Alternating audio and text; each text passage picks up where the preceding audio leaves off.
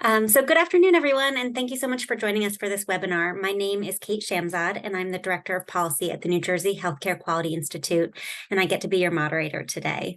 The Quality Institute is a multi-stakeholder membership organization that convenes healthcare leaders in New Jersey around the common goal of improving the safety, quality, and affordability of healthcare for everyone. And today, we're really looking forward to this convening to begin conversation and learning around women's health and the intersection of wellness, chronic disease, and weight management. So before we jump into our content, a couple of housekeeping items. Please know that this webinar is being recorded. We ask that you mute your phone line or your Zoom window for the duration of the program to limit background noise. We will have the opportunity for questions at the end of the presentation today, so you're welcome to type them into the chat box throughout our time together or raise your hand at the end during our live Q&A session, and you'll be able to ask your question by coming off mute at that time. Please be advised it is not our intent of this program or of the speakers to provide any clinical or legal advice during our content today. The topic of today's presentation is women's health and chronic disease and the impact of weight and obesity management. As we hear from our expert keynote speaker and our panelists today, we underscore that this can be a difficult topic to discuss, and over the years, weight, obesity, and discussions about body size have been stigmatized for many reasons. Understanding the cultural and environmental influences on weight and food choices is essential to consider because it forms the foundation of effective weight management strategies.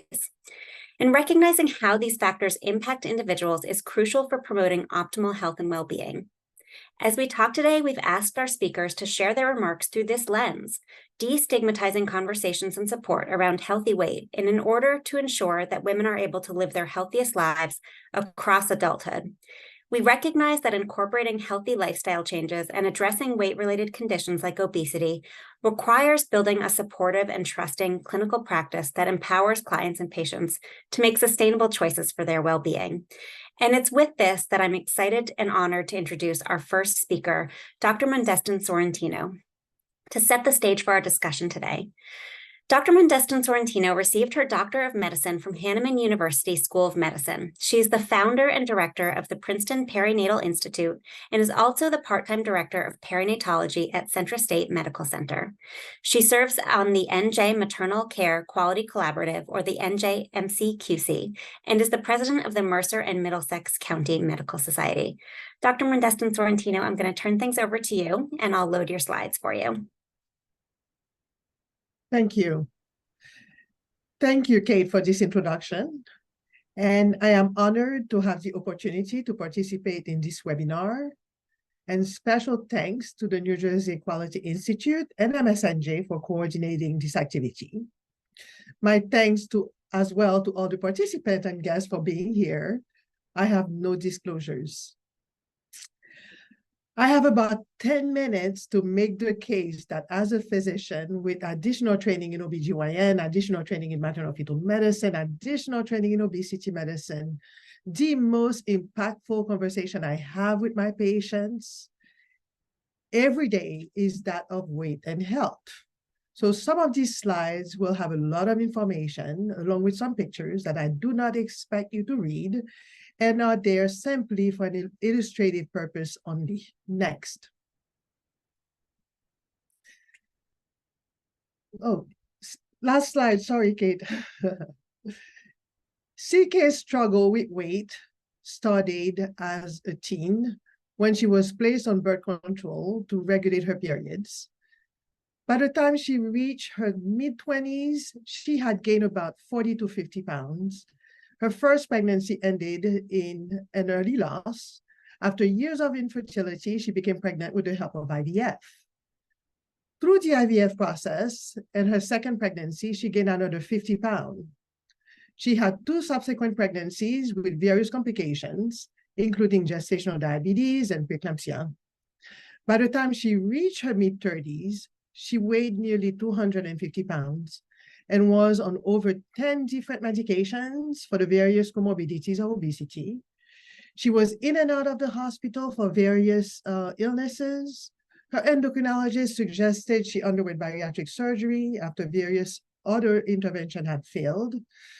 Her primary care doctors, on the other hand, felt that because she was well educated, She should be able to lose the weight on her own if she simply ate less and walked more.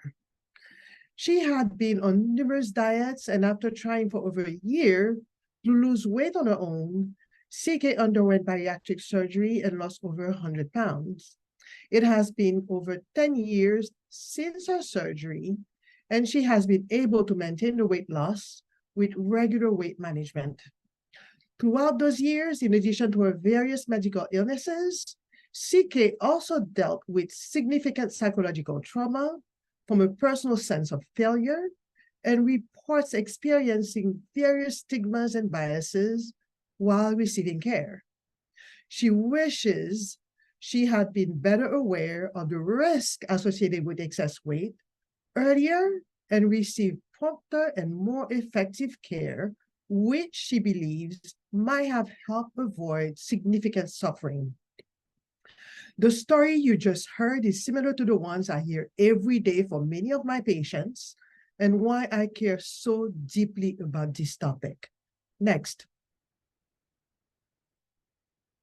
So there are many factors one could speculate may have played a role in CK's care. And for the sake of time, I will focus on the two most critical factors that, in my opinion, impacted her care. First, stigma and bias. Stigma and bias about weight have been around from the Stone Ages, and we have gone from cultures where excess weight was a desirable trait, a symbol of fertility, wealth, and beauty, to the exact opposite. Over time, we have seen the emergence of movements promoting fat acceptance or body positivity, along with a deep fear of fat shaming, which became a significant barrier to clinical care. In a study that looked at unconscious bias among physicians, nurses, and medical students caring for women during and after pregnancy, it was found that these biases were pervasive and impacted the care of these patients. Next. Secondly, there is also an under-recognition that excess adipose tissue causes disease not only because of the pressure or mass effect it has over time on various structures, but also because adipose tissue is an active tissue that, in excess, becomes unhealthy and dysfunctional, leading to widespread inflammation and various cancers. As an active tissue, adipose tissue produces over 600 of what are called adipokines, and we can think of these as signals or messengers that impact the health of other organs and fail to work the way they are intended to in the presence of excess adipose tissue. Examples of how some of these work include adiponectin, resistance, and leptin. Adiponectin is one of the good guys as it keeps inflammation down and protects the heart under normal circumstances. With increased adipose tissue, the production of adiponectin decreases and we lose that protection. Resistance is one of those signals recognized as a major contributor to type 2 diabetes and possibly a variety of cancers.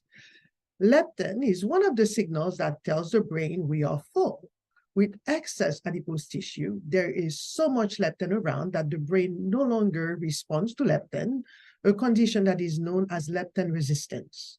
This helps explain why excess adipose tissue contributes to over 236 medical conditions and over 13 cancers, and that understates the economic costs associated with excess adipose tissue. Obesity impacts reproductive outcomes at every stage of a woman's reproductive life, either prior to conception, antepartum, intrapartum, and postpartum. The inflammation that occurs within the placenta of women with obesity has also been found to likely contribute to higher risk of various chronic conditions, including neurodevelopmental disorders such as cerebral palsy, even in the children of these patients. Obesity is a key contributor to the various serious complications that we see during pregnancy, such as hypertension, diabetes, and cardiovascular disease, which account for over 50% of cases of pregnancy-related death in the US. This is an area that has not received the attention it deserves. We're up to slide 7. I'm Kate. Thank you. Thanks. Despite published recommendations by the Institute of Medicine for gestational weight gain during pregnancy, it is documented that nearly 50% of all women gain more than recommended. Unfortunately, it is also documented that the weight gain that occurs over the course of several pregnancies is often retained 20 years later with increased risk for several health issues down the line. This makes counseling of women during pregnancy and counseling of all women of reproductive age unique opportunities to have the critical conversation about weight and health. Next. The association between food, physical activity, and health has been known since Hippocrates and perhaps even earlier. Next. What we are now beginning to better understand is that the regulation of weight is very complex, with factors such as set point theory, abnormal signaling between the gut and the brain that occurs in the setting of obesity, all playing a role. We also must consider the various environmental factors that, in addition to genetic and stress, play a critical role in making it extremely difficult to maintain a healthy weight, lose weight, and prevent weight regain. This makes obesity not just a matter of lifestyle alone, but also the chronic disease that it is. Personal responsibility aside, expecting someone to achieve a healthier weight simply by eating less and exercising more while ignoring the science and the various barriers to achieve this, an unrealistic expectation. Next. Lifestyle intervention, anti-obesity medication, bariatric surgery, are all interventions available to help address obesity. Recommendations for these interventions have long been established. However, less than 2% of patients who are candidates for some of those valuable interventions are even aware, as much needed conversations are not happening, and these resources are not seen as options, as they may not be covered benefit for some. When discussing BMI, we need to understand concepts of diagnostic tools versus screening tools. Diagnostic tools tells us if disease is present or not, while a screening tool only tells us if someone is at a higher or lower risk for disease. BMI is a crude measure of one's weight for their height that has been found to be a good screening tool as it correlates well with excess fat and disease risk under most circumstances. BMI was never intended to be a diagnostic tool and should be used with other clinical factors such as history, body shape, or waist circumference. For example, if someone's increased BMI is due to lean muscle mass because they are bodybuilders, disease risk known to be associated with elevated BMI would not apply.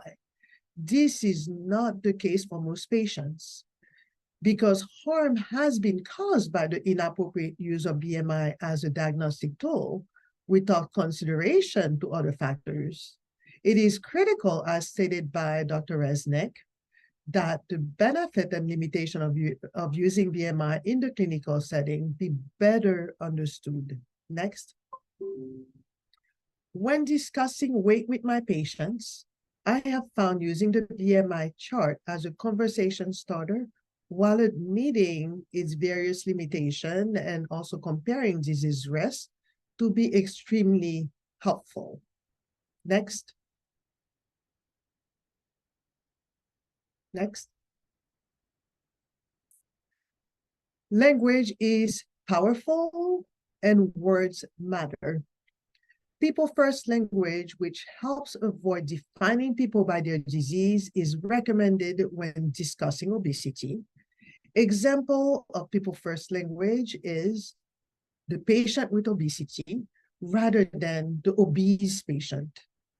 We need to avoid using most stigmatizing words such as fat, obese, morbidly obese, and using instead less stigmatizing words such as weight, BMI, healthy or unhealthy weight. Next.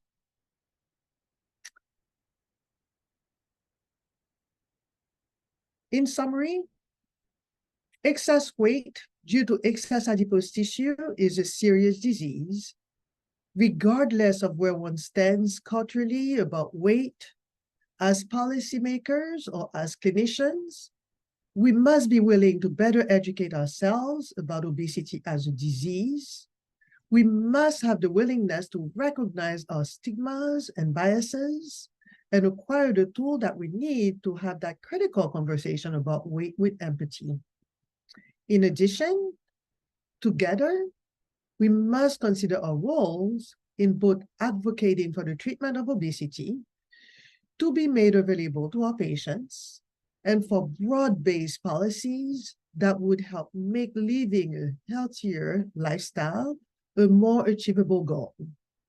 As we move forward with this activity, I invite everyone to consider if we were to treat overweight and obesity with the same fervor that we treat other serious medical illnesses such as cancer, what would be our approach to that conversation? Thank you.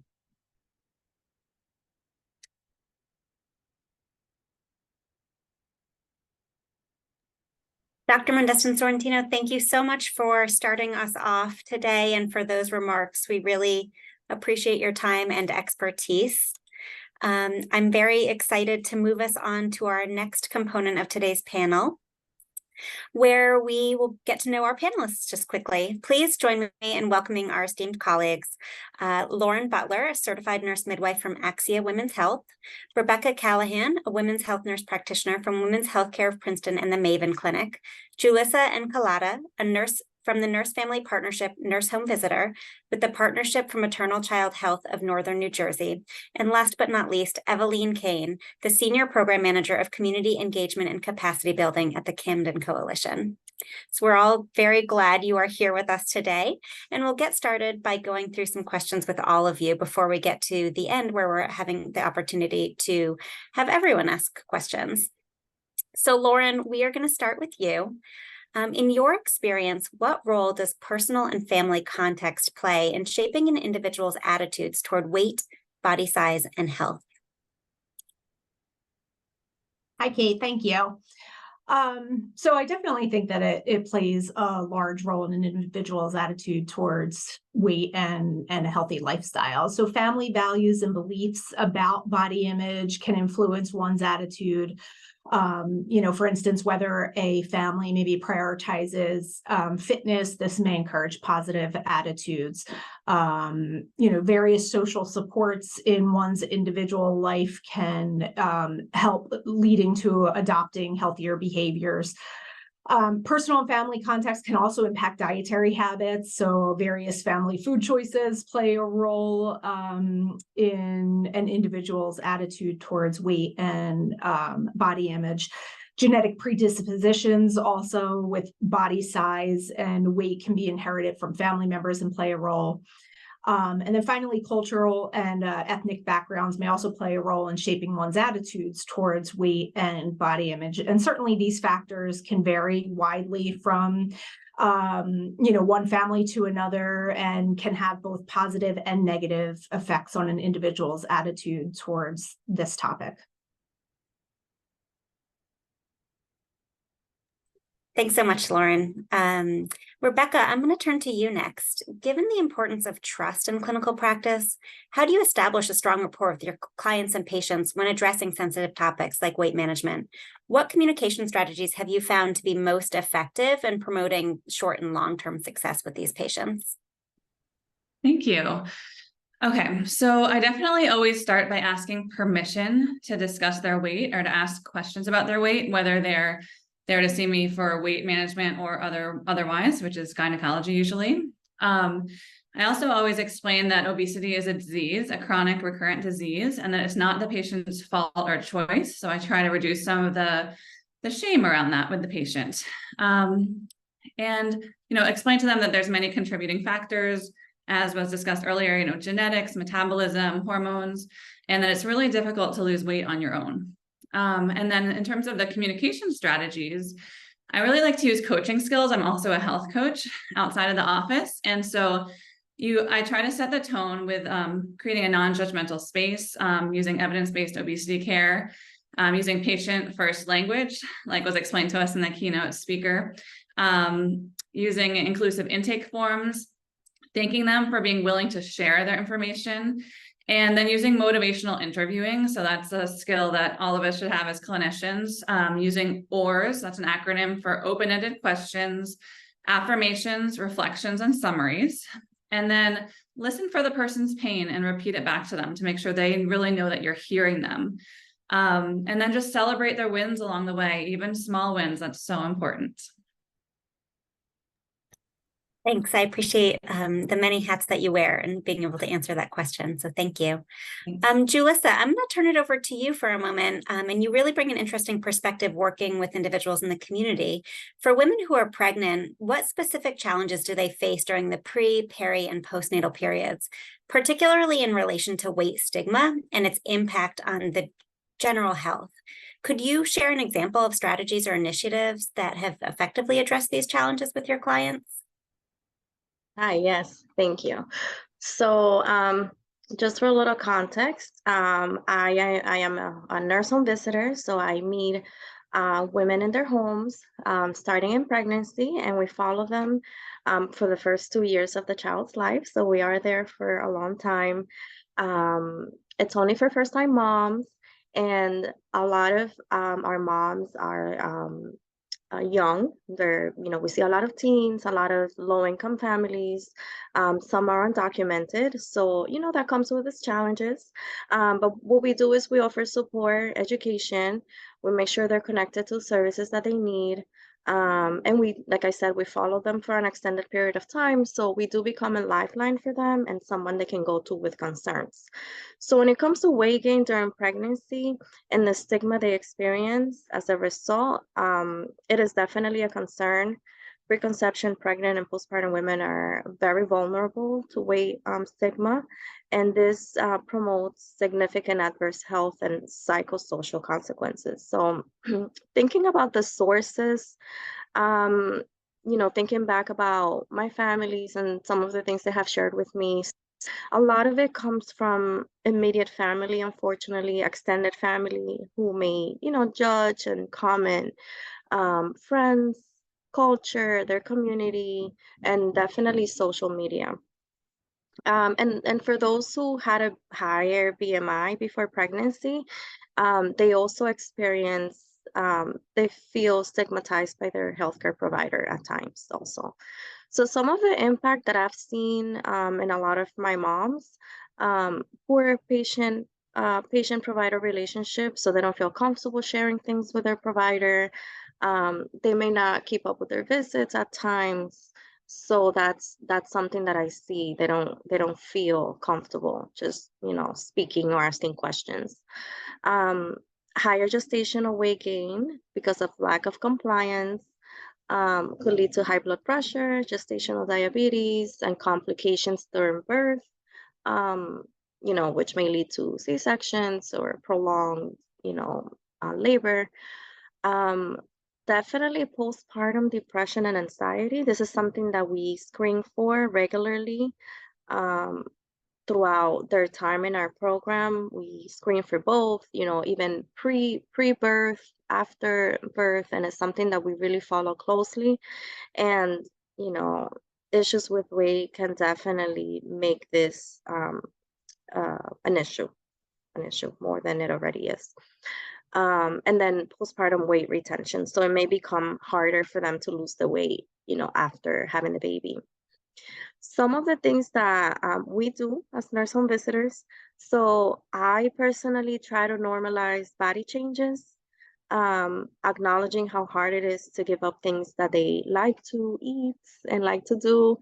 Like I said, our moms are having their first baby, so they're not sure what to expect. So we try to go over those things and address them as they happen. A lot of education. going over things related to weight gain,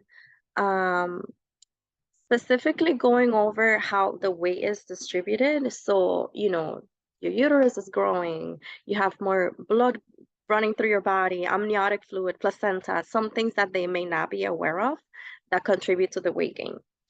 And challenge their perspective on dieting and healthy eating. So asking them, what it means to them to eat healthy, and what that means for their culture. Because we do see, I do see a lot of Hispanic moms who come from different countries and may eat different things. So that's one of the challenges, helping them and guiding them through that, and learning myself about how important it is to continue eating what they like, but in moderation.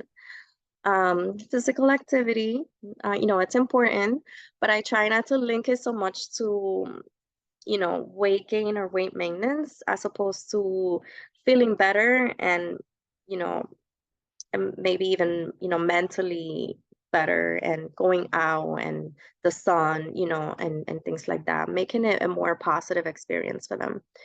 And asking a lot of questions about their culture, about what food means to them, and how important it is for them to have certain things. We share a lot of community resources, get them connected to services such as the WIC program, which, a lot of our moms are eligible for. So we try to make sure they're connected to them. And being sensitive, asking questions, listening a lot. And I try not to avoid the topic of weight gain. We do address it, but I try to be sensitive about it and meet the moms where they're at. One of the things that we've done in the past is we had a mom support group, which wasn't specifically for, to address weight gain or biases, but to talk about concerns in general. And, if this is something that was important to one of our moms, we would definitely address it, and they would get feedback from each other. So that's one of the strategies that we have used in the past with our moms. Thank you so much for that perspective. I think that's really unique, the way that you get to work over time with moms in the community. And that really sets the stage nicely for our last panelist, Eveline. From your context, how does community and environmental factors factor into the broad discussion of women's health? Can you tell us about specific challenges and opportunities that arise when considering the influence of community on women's well-being? Yeah, thank you so much. And it's great to be on the panel today. I want to respond in two ways to this question. So the first is drawing from some experience I had working in a community health worker program that was situated in a large academic medical center. And then the second is from my current role, which is really focused on systems level community engagement initiatives. So at the community health worker program I was a part of, we worked with mostly folks with a lot of complexities in their life. But our starting point was always like a very concrete health goal. So losing weight or managing diabetes or quitting smoking. And what I observed with every single patient we worked with was that everyone had just a totally unique set of interrelated life circumstances that really provided so much color to, if and how we would ever be able to really focus on that very concrete health goal we started with. There's a patient that we worked with who is just someone who I'll, think of for the rest of my life. And when we started working with her, her primary care doctor had set a goal for her to lose 15 pounds. And as we got to know her, she had a whole list of chronic health conditions and mental behavioral health challenges. She was living in an extremely difficult set of circumstances. We did home visits in this program, so we went to her house, and I remember walking in and the walls were covered in mold, and there was a hole in her ceiling in the living room, and snow was falling into the room while we were talking to her. Her heat was off. She had a romantic partner who was abusive. And when we asked her what was most important to her, she said it was getting custody of her grandson, who had been taken into the foster care system after his parents had become incarcerated. And I absolutely recognize that most people are not dealing with as much as she was. But I also know that most people are dealing with more than just what their healthcare providers are aware of. And at some point in working with her, she had a doctor's appointment and she hadn't lost any weight. And she said to us, "I'm sorry, I'm such a failure." And I just remember being so hurt and sad in that moment, that the last thing she needed was this additional experience of feeling powerless. And I don't fault her doctor for talking to her about weight loss or setting the goal for her, but I recognize, the shortfalls of our systems of care that just often are not set up in a way that allow providers to understand the full picture of people's lives. And, I think about people like myself that have access to privilege and resources. And I know that making and sustaining behavior change is really hard. And so, for us as providers and people within organizations and systems, I would really I think the challenge is to not just set a goal, but to really think about how are we supporting people in being set up for success, and what are the tools and resources, what are the systems to support them in working towards goals beyond just talking about it in an appointment. And for many folks that I worked with, the road to meeting their health goal was a long road, and it involves steps like applying for SNAP, connecting to grief counseling, or sometimes just reconnecting to their sense of purpose and joy in life, which I know can sound like very hokey, but the reality is that, for many people, I think now more than ever, if life is really difficult, it can be really, really challenging to focus on just one specific thing like a weight loss goal. And so secondly, and where I'll end, is just in my role now, where I focus on supporting organizations to partner with community members or patients and families or people with a experience. I've really noticed there's a parallel process between what we think about as engaging an individual in their own care, and then the process of designing systems and programs and services that really meet people's needs. And so as we're thinking about, how to design, whether it's a weight management program or a social needs screening program, or how to address disparities in the populations that we're working with, the best way to do that is to ensure that we're inviting folks with that shared lived experience, people from the communities we're serving, to the table, to us to be partners in that systems level work of thinking about how do we address this? What are the cultural factors? What are the environmental factors? What are things I need to understand at a community or population level about how this will work for folks? And that process is what I would call community engagement. And I know for some organizations, they're doing that. For some organizations, they're not, and don't always know where to start. And I'll just end by saying that organizations like the Camden Coalition, where I work, and many other organizations, that's work we're focused on. And there are tools and resources available to organizations in that process of engaging the communities they're serving, just as there's, tools and resources available to the folks we're working with and meeting their goals. Thanks, Evelyn. I appreciate you sharing really a deeply personal story with us, and then also bringing that context really quite broadly to the work we're doing across communities and keeping people at the center of our work. So thank you. I now have a question for all of our panelists and for Dr. Mundeston Sorrentino. And so I'll pose it to everyone, but I will give the reminder, I see that some questions are already coming into the chat box. So I would invite you, if you've got a question to ask to any one of our panelists or our keynote, please feel free to put those in the chat box while we're going through this next section, and we hope to have some time at the end. So for all of you who've spoken here today, we've really heard a lot of the work that you're doing, but I wonder if you can share your thoughts on how healthcare professionals and policymakers can better understand the complexities of weight and obesity beyond, these measures like BMI. What alternative approaches should we be considering to provide a more comprehensive understanding of an individual's health and well-being? So I know that was a lot to ask you, but Lauren, I'll turn it over to you first to give us your thoughts. Thanks, Kate. Yeah, I think both healthcare providers and policymakers need to understand, more than just that height and weight, that BMI number, what that means. One of the things that I think we can, focus on when talking about this and when talking to patients is more than just that number, but incorporating other strategies to assess patients' overall health and well-being. So even things like looking at metabolic health markers such as blood pressure, blood sugar levels, cholesterol levels, insulin resistance, all of that plays that important role in someone's overall health and certainly can be impacted by their height and weight, by their BMI, but certainly that one number I don't think should be the ultimate end all be all. Thanks, Lauren. Rebecca, I'll pass it over to you. Sure. So definitely there's other things to look at. There's a body composition analysis. So some offices have, or even gyms have, body composition scales where you can get on and you can see how much of your body is body fat versus muscle mass or water and things like that, which can be helpful. As was mentioned before, you need to consider biological sex. Waist circumference is another good measure that we use in the office. Some people also do a neck measurement. Ethnicity and race, of course, as was discussed. Blood work, we always order blood work for our patients to check, for diabetes and their liver function and things like that.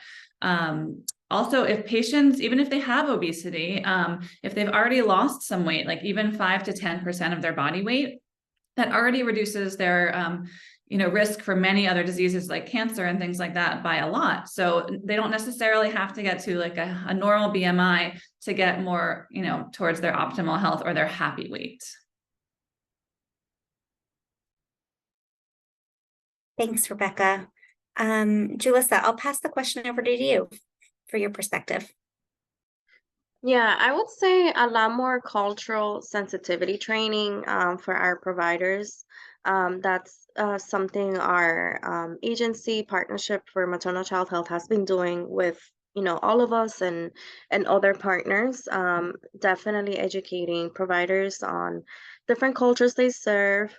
I know, for example, a lot of my moms go to federally qualified health centers because they don't have health insurance, and this is where they they need to go for care. And one of the main complaints is that the providers don't spend nearly enough time with them going over their questions or concerns, so they don't feel comfortable because they feel rushed. Sometimes they only see the nurses and not the provider. So spending more time, more quality time with patients, and just doing it in a more sensitive way to find out what their concerns and barriers may be. Thank you, Julissa. And Evelyn, I'll pass it to you. I'm not a measurement expert. I do feel strongly about the principle, no data without stories and no stories without data. And so, there's many data points that I think we can use to understand health or weight at individual or community level. But to me, those are, fragments if we don't also acknowledge the, messy and complicated human context that they come from. And so just to, a plug for listening to people, to have systems that are designed to understand and address whole person health, that lift up community assets and acknowledge and address challenges from a place of understanding. And just to recognize that ultimately, if our goal is to help people, that we need to embrace their expertise in how to go about doing that. Thank you so much. And then lastly, Dr. Mondestin-Sorrentino, I'd love to turn things back over to you, both to hear your thoughts on, what healthcare professionals and policymakers can do better, and then also just to give us some closing thoughts on our time here today before we go into our Q&A. Sure. This is an exceedingly important topic.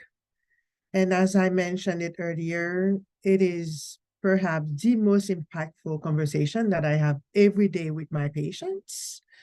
And when we think about BMI, we run into trouble when we don't understand what BMI was intended, or the kind of information BMI was intended to offer, and that it is only a screening tool. It's only a conversation starter, just like a mammogram. A mammogram is a screening tool. A mammogram is not going to tell us whether someone does have cancer or doesn't have cancer. It gives us the opportunity to have a conversation. So we have to be exceedingly careful on how we utilize BMI. But we can avoid having that conversation because it may be life-saving.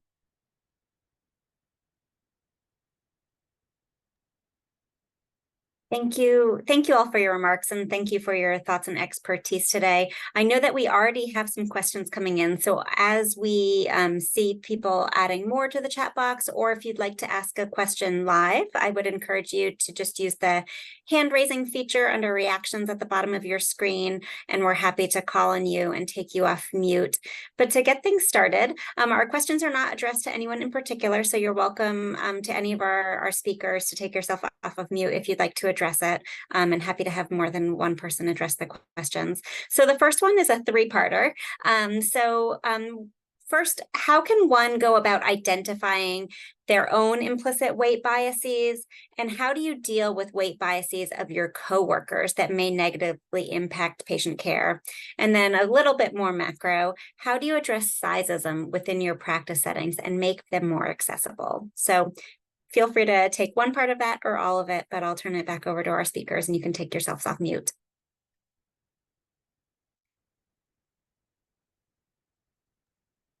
Well, I can start with just a concrete answer to the first one, and I'll drop this in the chat. I hope that link goes through to everyone. There's actually a great implicit bias test that you can take online, and weight is one of the categories, if I'm remembering correctly. I did it myself a couple years ago, so I think it's a great starting point for everyone. And then there's many other categories of implicit bias, and so I think it's a useful tool and something within an organization that you can have conversations on. And I think related to, diversity, equity, and inclusion initiatives that have really, there's a ton of materials out there around how to call folks in when you are observing things that are biased within your circles. And I think those apply to all issues, whether it's people who use drugs, whether it's weight, whether it's race, and, all about that culture of inclusion.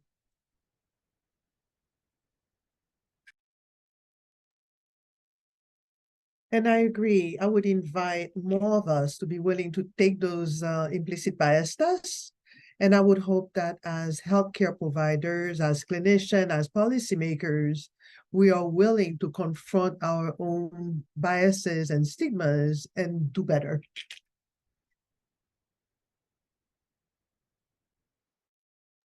I think a couple of things that can help in the clinical setting. Of course, having an open discussion with your coworkers, maybe having everyone take this screening, but also for us, we work in a GYN office, so having things that are appropriately sized that won't make people feel uncomfortable. So different size blood pressure cuffs, different size gowns, and things like that, just to make everyone feel comfortable and not like they are the odd one out.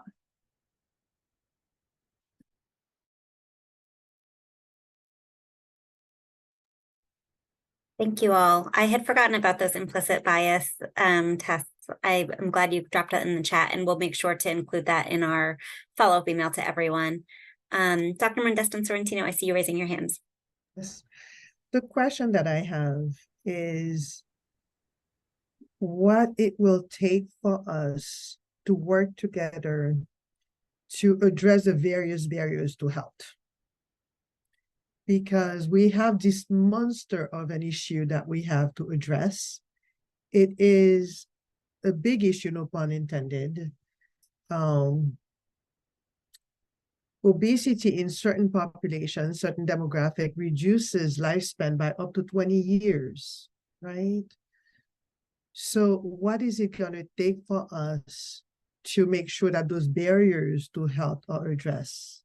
What is it going to take so that those medications are covered? What is it going to take for us to make sure that access to healthy food is available to our patients? So it's not enough, as I tried to mention earlier, to tell someone, go home, eat less, and exercise, but understanding that there are certain behaviors that may be modifiable. How do we make it easier for people to do the things that we are asking them to do? What is our responsibility as a society?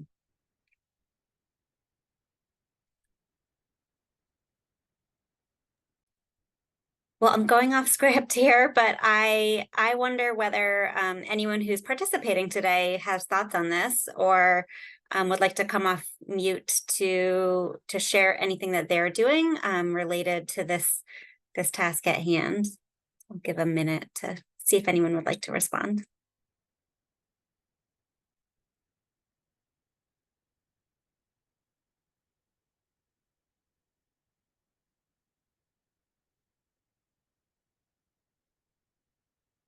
I mean, it's certainly clear that there are many levels with which sort of encircle this issue that we're talking about today. And I'm hopeful that of the people who have joined today, it means that you are interested in working together and thinking about how to really take on this systemic issue.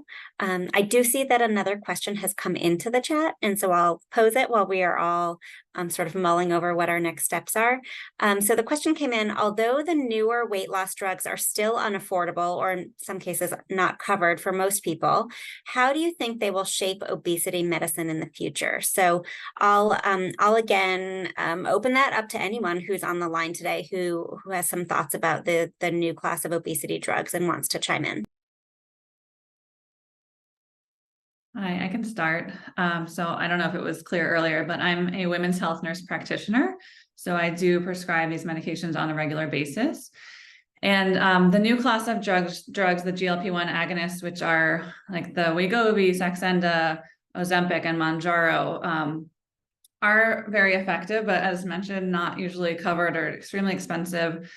And they are also out of stock in many places at this time. There's older medications like phentermine, topiramate, metformin that can be used kind of in the meantime with a lot of patients if as appropriate. But I think, great strides are being made in obesity medicine, and it's really exciting for the future of this field.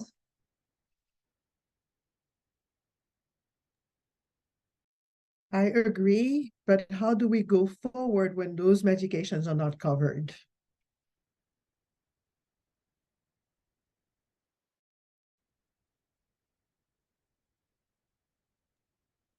I think we need to push for an understanding in general that obesity is a disease process. It's not only, one's lifestyle. And I think that just as, coverage for insulin is out there, we need to start to normalize that these medications are going to help with this disease process, and not necessarily just stigmatize it the way it is now, but moving forward to recognize its role as it is.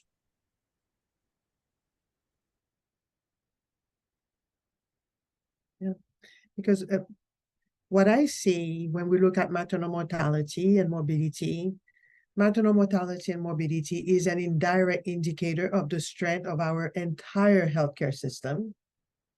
And we also know that the key contributor to maternal mortality or cardiovascular disease, and we know that the root cause of that is obesity. So the opportunities that I see, if we want to most effectively address maternal mortality and morbidity in our entire healthcare, is to evaluate what are the opportunities that we have to help women achieve their healthiest weight before they become pregnant. And in that, I see that we all can play a role, and that will start by, making sure that those medications are covered. And even surgery, it's not going to be one size fit all. Not everyone needs surgery. Not everyone needs to be on medication, but being able to have time to talk to our patients so that we can explore what are the barriers that they are each facing, and are we able to do it in a culturally sensitive way? And move away from the blame game that we are, or the finger pointing, right? Because I know on a personal note, it is exceedingly difficult to lose weight. I am struggling to prevent or to try to lose 10 pounds, and it's a struggle every day. But this is something that I think we have a responsibility to work together in making sure that we get it right, because we cannot afford to ignoring or not having that conversation. And I think time has come for us to work with our community to make sure that we explore all of the barriers that stand between our patients in living their healthier lives, and see what is our role in making sure that we reduce those barriers. both with treatment and prevention. That's great. And along the lines of prevention, I'm seeing a couple of things in the chat box that I'd like to share. One, the idea of bringing diabetes prevention programs into the communities and tailoring the needs and barriers to that particular community so that it's responsive to the folks who are living and receiving those services. Weight loss can be a target, but there are also many communities that don't have programs like this available. So how can we extend these programs into the community in a way that is meeting the needs of those living in that area? And then secondly, on a more systemic scale, any thoughts from those listening in today about legislation that could support access to healthy foods, particularly for those areas in the state that would be considered food deserts?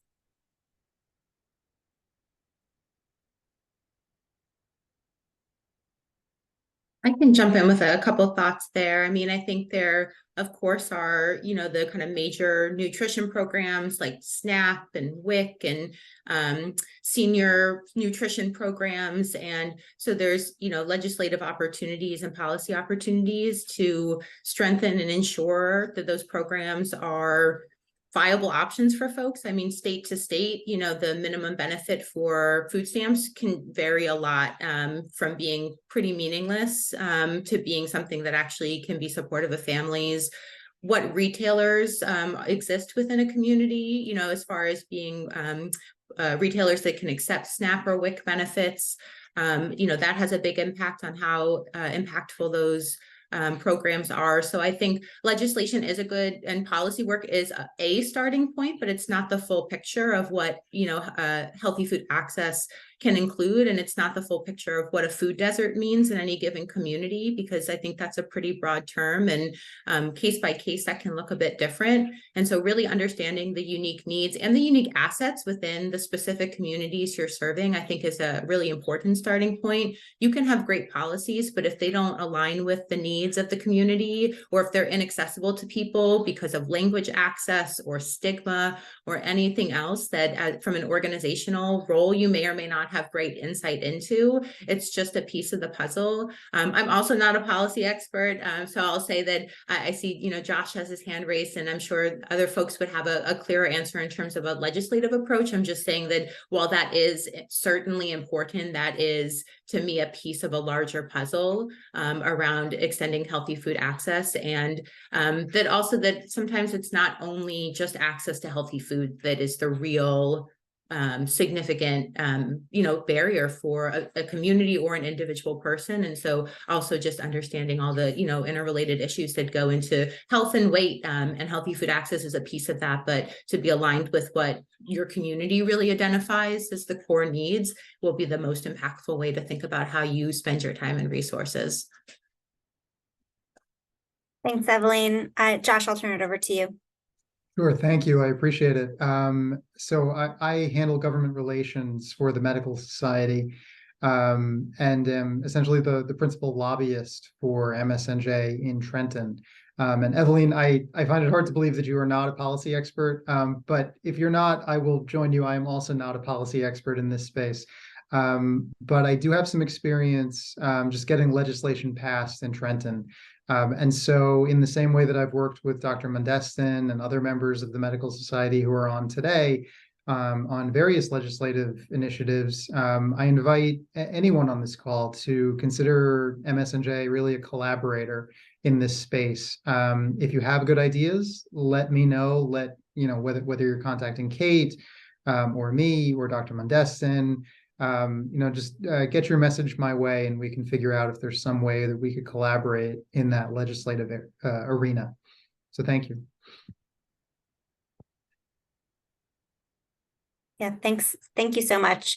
I see also in the chat that Virginia shared the Quality Institute, our organization, has the Mayor's Wellness Campaign, which provides really localized support and strategies for working currently within over 430 towns and municipalities across the state. But those are free resources that are available on our website too, that address many social structures related to health and well-being in towns. We have one last question, and then I'm going to wrap things up for us. How do we further integrate weight-related nutritional and exercise education into our health professional training program? So really thinking much more proactively in terms of the training of folks who are working in our communities. So I'll toss that out to anyone who wants to answer. I mean, I think that's a huge problem, right?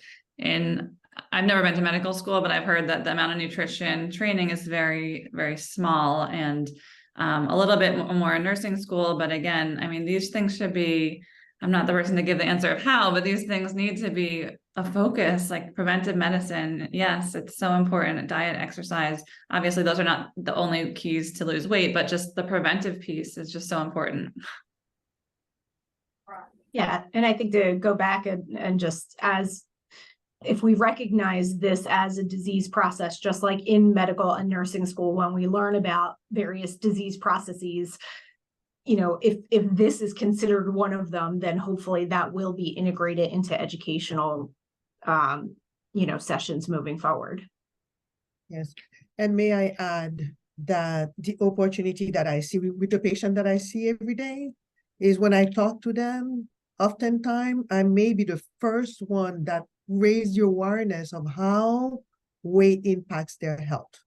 So we have a lot of resources that are available, but I think we are missing opportunities when people do not or underappreciate why those resources are available to them and why they need to participate in all of those programs, the diabetes prevention program and all of those other programs or resources, and to take advantage of them.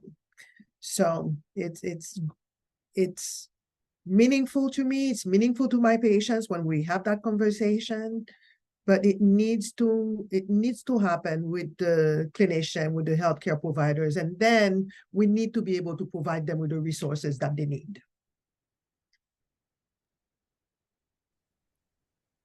Thank you all so much. I had the pleasure of moderating today, and I really hope that you found today's webinar to shed light on the intricate interplay of personal, cultural, family, community, and environmental factors that are shaping women's health and weight management, both during the perinatal period and beyond across the lifespan. We wanted to emphasize the need to move beyond the limitations of BMI and understanding weight and obesity, and I think our panelists and keynote have really done that. And so thank you to all of you for participating and sharing your expertise on our panel and as our keynote. As we move forward, I hope that we can continue to work collaboratively, as Josh invited you to do, to address these multifaceted challenges and promote holistic health across the state that empowers women to thrive in diverse contexts.